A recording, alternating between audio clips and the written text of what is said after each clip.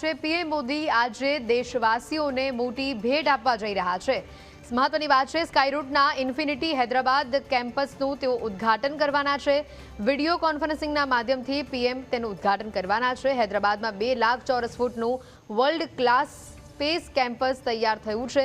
દર મહિને એક ઓર્બિટલ રોકેટ બનાવવાની તાકાત આ કેમ્પસ ધરાવે છે।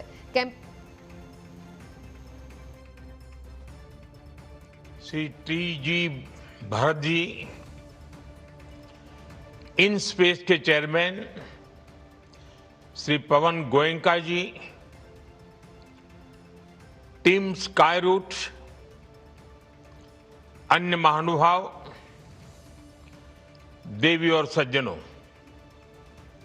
साथियों, आज देश स्पेस सेक्टर में एक अभूतपूर्व अवसर का साक्षी बन रहा है। आज भारत के स्पेस इकोसिस्टम में प्राइवेट सेक्टर बड़ी उड़ान भर रहा है। स्काईरूट का इन्फिनिटी कैंपस भारत की नई सोच, इनोवेशन और सबसे बड़ी बात यूथ पावर का प्रतिबिंब है। हमारी युवा शक्ति की इनोवेशन, रिस्क टेकिंग एबिलिटी और एंटरप्रेन्योरशिप आज नई बुलंदी छू रही है। और आज ये कार्यक्रम इस बात का प्रतिबिंब है कि आने वाले समय में Bharat global satellite launch ecosystem में एक लीडर बनकर उभरेगा। मैं पवन कुमार चंद्रा और नागा भर डाका को बहुत बहुत शुभकामनाएं देता हूं। आप दोनों नौजवान देश के अनेक यंग स्पेस एंटरप्रेन्योर्स, हर युवा के लिए बहुत बड़ी प्रेरणा है। आप दोनों युवाओं ने खुद पर भरोसा किया। आप रिस्क उठाने में पीछे नहीं रहे और इसका परिणाम आज पूरा देश देख रहा है। देश आप पर गौरव कर रहा है, गर्व कर रहा है। साथियों, भारत की अंतरिक्ष यात्रा बहुत सीमित संसाधनों से शुरू हुई थी, लेकिन हमारी महत्वाकांक्षाएं कभी भी सीमित नहीं रही। वो भी एक जमाना था, एक साइकिल पर रॉकेट का हिस्सा ले जाने से लेकर दुनिया के सबसे भरोसेमंद लॉन्च व्हीकल तक भारत ने सिद्ध किया है कि सपनों की ऊंचाई संसाधन से नहीं, संकल्प से तय होती है। इसरो ने दशकों तक भारत की स्पेस यात्रा को नई उड़ान दी है। क्रेडिबिलिटी, कैपेसिटी और वैल्यू, हर प्रकार से भारत ने अपनी अलग पहचान बनाई है। साथियों, हम सब जानते हैं कि बदलते हुए इस समय में स्पेस सेक्टर का कितना विस्तार हो रहा है।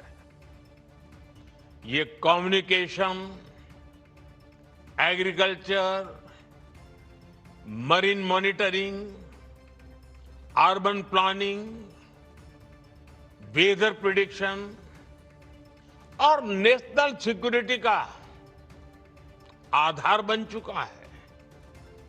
और इसलिए ही हमने भारत के स्पेस सेक्टर में ऐतिहासिक रिफॉर्म्स किए। सरकार ने स्पेस सेक्टर को प्राइवेट इनोवेशन के लिए ओपन किया। नई स्पेस पॉलिसी तैयार की गई।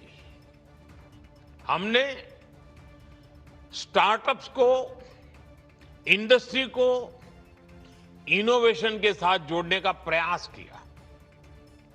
हमने इन स्पेस की स्थापना की। अपने स्टार्टअप्स के लिए इसरो की फैसिलिटीज और टेक्नोलॉजी को उपलब्ध कराया। यानी भारत ने बीते 6-7 वर्षों में ही अपने स्पेस सेक्टर को एक ओपन, कोऑपरेटिव और इनोवेशन ड्रिवन इकोसिस्टम में बदल दिया है। आज के कार्यक्रम में हमें इसी की झलक दिखाई दे रही है और गर्व की अनुभूति हो रही है। साथियों, भारत का युवा देश हित को सर्वोपरि रखकर चलता है।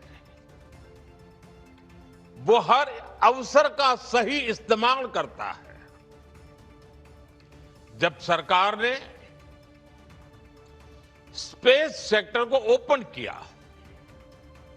तो देश के युवा और खासकर हमारे जेन जी यूथ इसका भरपूर फायदा उठाने के लिए आगे आ गए। आज भारत के 300 से अधिक स्पेस स्टार्टअप्स भारत के स्पेस फ्यूचर को नई उम्मीदें दे रहे हैं। और इसमें भी खास ये कि हमारे अधिकार और हमारे अधिकतर स्पेस स्टार्टअप्स इसकी शुरुआत बहुत छोटी टीम से हुई है। और मुझे इन सबको पिछले 5-6 साल में लगातार मिलने का अवसर मिला है।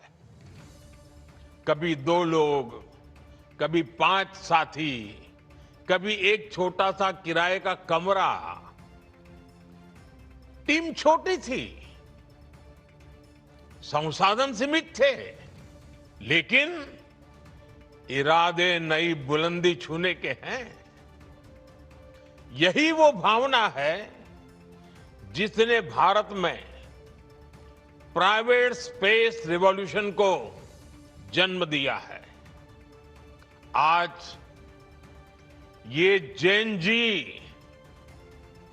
इंजीनियर्स, जेन जी डिजाइनर्स, जेन जी कोडर्स और जेन जी साइंटिस्ट नई नई टेक्नोलॉजी बना रहे हैं। प्रोपल्सन सिस्टम हो, कंपोजिट मटेरियल्स हो, रॉकेट स्टेजेज हो, सैटेलाइट प्लेटफॉर्म्स हो, भारत का युवा आज उन क्षेत्रों में काम कर रहा है जिनकी कुछ साल पहले कल्पना भी संभव नहीं थी। भारत का प्राइवेट स्पेस टैलेंट पूरी दुनिया में अपनी अलग पहचान बना रहा है। आज ग्लोबल इन्वेस्टर्स के लिए भारत का स्पेस सेक्टर एक अट्रैक्टिव डेस्टिनेशन बन रहा है। साथियों, आज दुनिया में छोटे सैटेलाइट्स की डिमांड लगातार बढ़ रही है।